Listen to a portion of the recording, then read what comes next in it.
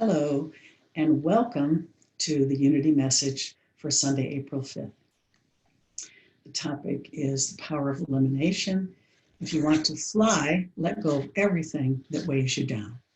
I'm Cheryl Miller, life coach, wellness strategist, and Unity enthusiast. I'm also a member of the board. I'm going to start with a little story about Reverend Sherry Schultz. Many of you remember her. She invited me to give the talk about 20 years ago on one of the 12 powers of man that Charles Fillmore developed, and the power was on the power of elimination. The area of the body is the abdomen, and the color is brown. I was pretty nervous about doing that because I'd never given a talk from the podium before, never given a spiritual talk. And Sherry reassured me and said, have fun, release your fear, and invite creativity to go to work. She was such a charming individual. So this is about 20 years later, the same topic, but with a little bit different spin. So let's look at what weighs you down. Is it limited thinking about yourself? Is it stress, worry, anxiety, depression, busyness that keeps your mind so active that you can't relax? I want to share with you a video that Cindy Novella shared yesterday from YouTube. It was a young man, a young boy, probably about 10 years old, and he was talking about what we practice, we get really good at. And in Unity, we talk a lot about that too. We talk about them as affirmations. So he said, if you practice worry, anger, stress, you'll get really good at it. Everywhere you look, you'll see things to worry about. You'll see things to be mad about, and you'll see things to be stressed about. What we focus on, we get really, really good at. So if we practice inner peace and joy, then we get really good at inner peace and joy. And I'd like to, I'll put that link in the comment section. I'd like to give you a little example of me. When I was young, I noticed that I could not smell anything. And so it became a challenge for people to say, can you smell this? Can you smell that? So thousands of times since I was a child, I affirmed that I can't smell anything. And then one day it occurred to me, hey, you know, there's an infinite potential out there. Lots of opportunities for saying you can smell things. So I started affirming that I can smell things. And I started paying attention, smelling this, smelling that, noticing that I could actually smell some of those things. So my affirmation now, what I practice to say now, is that my sense of smell is improving every day. I can smell a lot of things. So what we practice, we get really good at. What is it that you practice? So I'd like to share a dream that I had. You know, when we get still and quiet, we tap into, you know, our inner thoughts.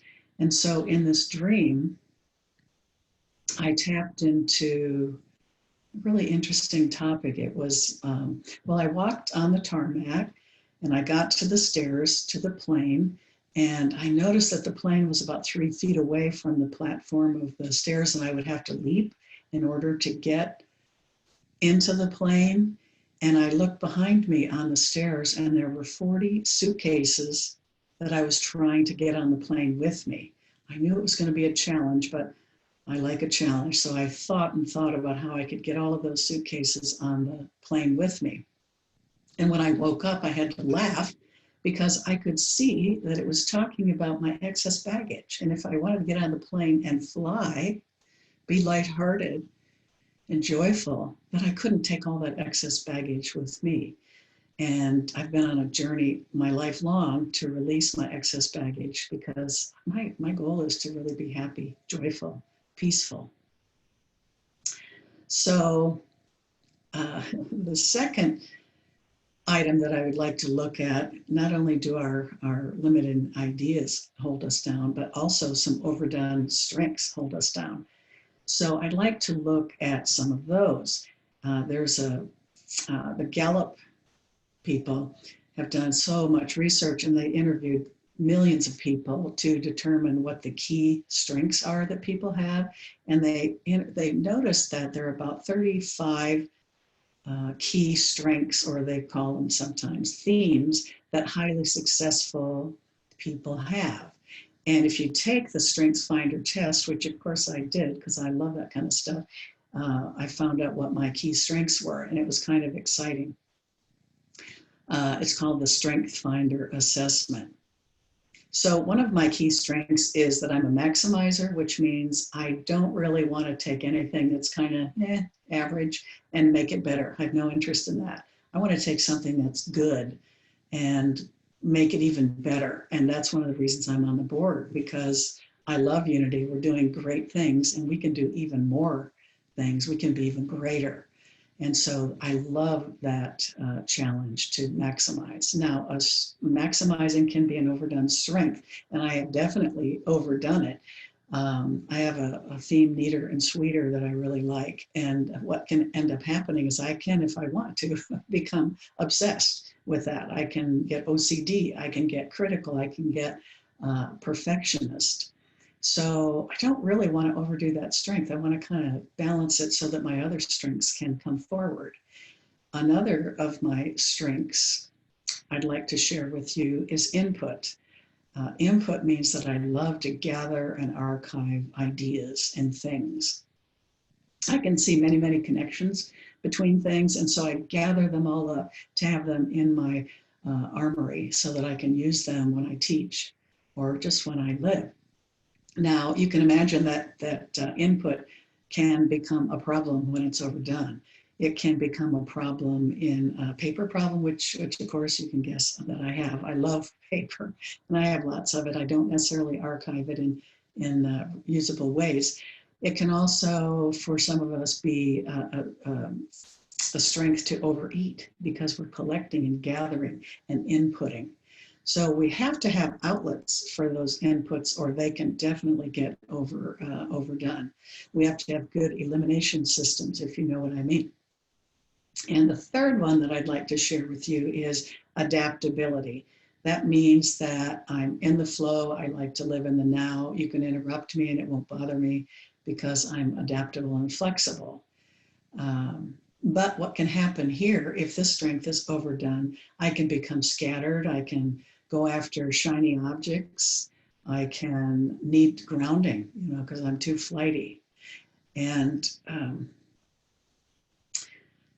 I've done all of those things. I'm flowing too fast sometimes. So let's take a look at some spiritual tools that can help us tune into these old beliefs that we're willing to let go of, old actions, old habits, old thoughts, and take a look at our strengths, our main strengths, and how we can bring those back into balance. So there's several spiritual tools that I want to highlight here.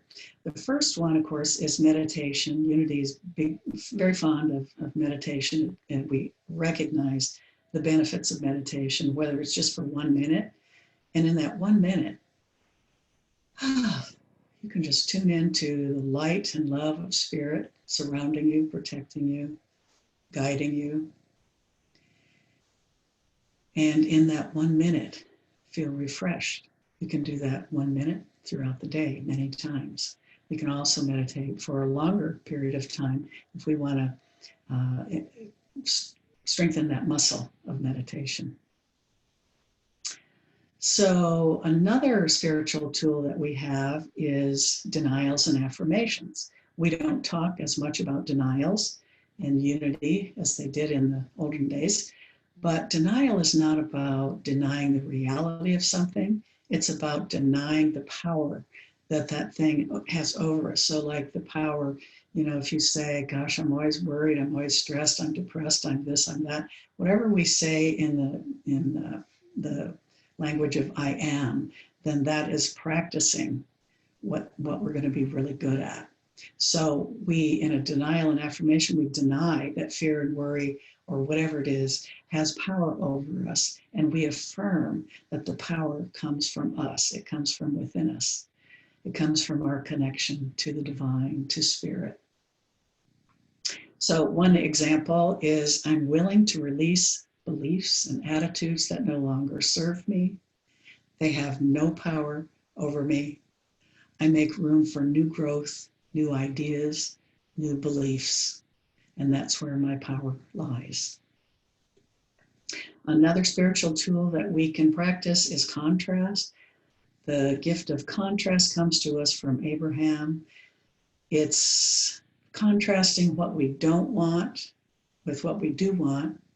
And if we think about it, what we don't want doesn't mean that there's something wrong, that we're thinking about that thing we don't want. It simply means this is what I do not want.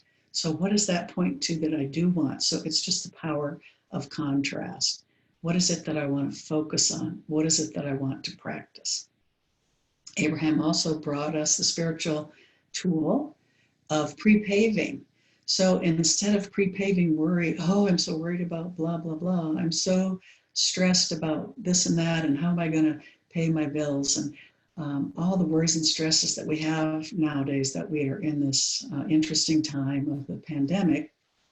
And we can use a denial to deny that that thing has no power over me, because what I do know and the power that I do have is that things are working out for me. Things are always working out for me. And I thank Charity for giving us that affirmation. I keep it in my car and look at it every time I drive. So we can practice worry and anxiety and get really good at it, or we can practice peace and calm and inner strength and get really good at that. So we want to practice how we want to be. So now we have looked at the two things that I talked about that weigh us down: the limiting thoughts and beliefs that no longer serve us, and the overdone strengths that we love, but we may want to bring some of them into better balance. And so let's take those two things into our meditation. And let's just close our eyes, take a few breaths. As we breathe and relax, the dust settles, our thoughts settle, and we can get clarity about our lives. We can get peace. So imagine yourself sitting by a country pond. The pond has been stirred up by the wind or some other disturbance. It's muddy, and you lean over and you cannot see yourself in the pond. But as you sit and breathe and patiently relax, a vision of yourself starts becoming clear. You can see yourself. The muddy water gets clear. It settles. Our thoughts and worries of the outer world settle.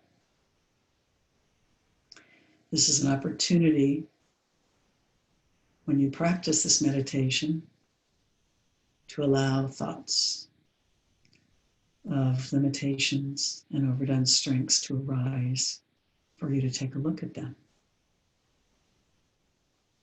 And in the silence, we will do just that.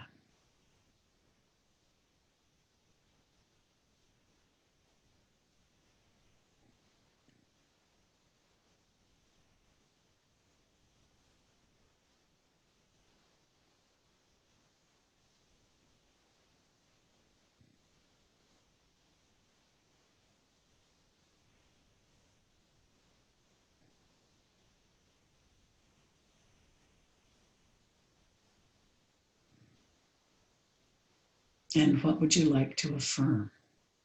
If you're comfortable, you can affirm with me: I am willing to release beliefs and attitudes that no longer serve me.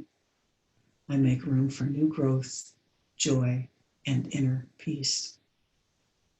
And as Rumi so beautifully wrote, let yourself be silently drawn by the stronger pull of what you really love. And now you can wiggle your toes and fingers, open your eyes, and come back to the space. Hopefully feeling rested and a little more clear thinking. I really do want to thank you for joining me today for this talk during the spring. And we look around us and we see that the spring is doing just what we are affirming. It's releasing the old and the dead and the used and the spent. And it's bringing new growth, new beauty to our worlds. It's one reason we all love spring so much. So let's go out today and take a walk in spring and notice the beauty, appreciate the beauty, and see what's coming up for us, that we want to rise up, have inner peace and joy. I'm so glad that you joined me today, and I'm looking forward to the time that we can get back together again, live and in person, and hugging at Unity, where we pass the collection basket. So if you're able, I ask that you donate your ties and treasures to Unity. I'll put a link below, and you can also find it on the Unity website of all the different ways that you can contribute your ties to Unity. And thank you again so much for joining me. Peace and blessings.